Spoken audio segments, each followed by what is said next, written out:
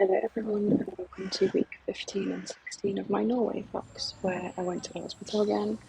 Of course, I had to go to school, and naturally, because it's April, it's still winter, so it also started snowing again, which was absolutely lovely. So this week we had to go to a special education school in the area, so this is just a clip of me going to the bus stop. Um, It was quite a struggle because while they do clear the roads and pavement, they don't clear the cut curbs. So whenever I have to go up or down the pavement, I basically have to conquer a frozen over pile of snow, so basically ice. Um, as you can see in a bit, I also got stuck a few times. Once was near my apartment, so I didn't include that, and the other time I got stuck was when I tried to cross the road, which was pretty unfortunate because there were quite a lot of people around. Um, but yeah, it was a challenge, but it was a very interesting day. I did see a lot, and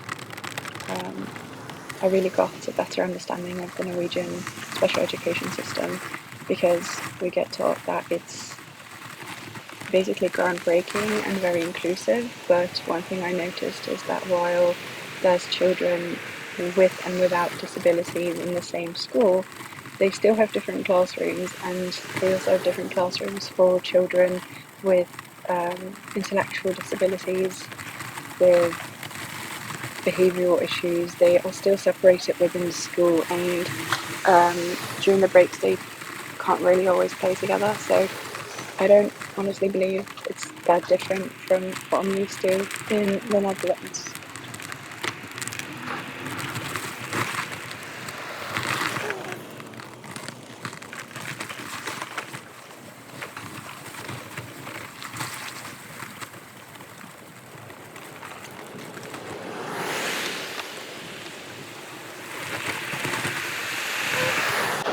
Unfortunately, I can't make it up the curb, so I have to drive on the road.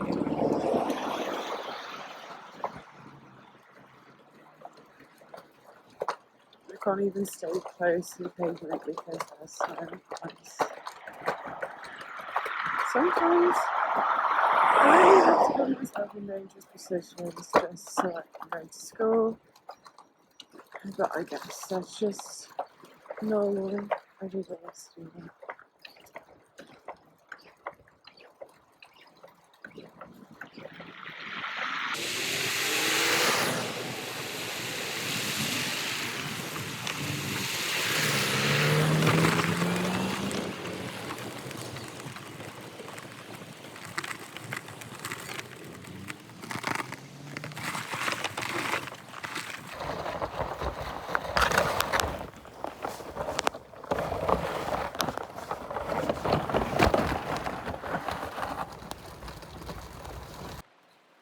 So one of the main differences I noticed in special education schools here versus the Netherlands is that here you have more opportunities for funding for individual support for students. So in a lot of classrooms you have two or maybe even three teachers for 7 students, and some of them even have individual, they call them leaders as well, and they don't need any educational schooling whatsoever, as long as they are doing something with healthcare and they have their diplomas, then they can still work there as a leader, opposed to a teacher. So they only need one teacher per class, while in the Netherlands they usually use teaching assistants or teachers to support those children, while here you rely much more on nurses and care workers. So I thought that was quite interesting, and I think that is something that the Netherlands could also learn from, because there's such a shortage of teachers who are willing to work in special education that, this could really fill that gap.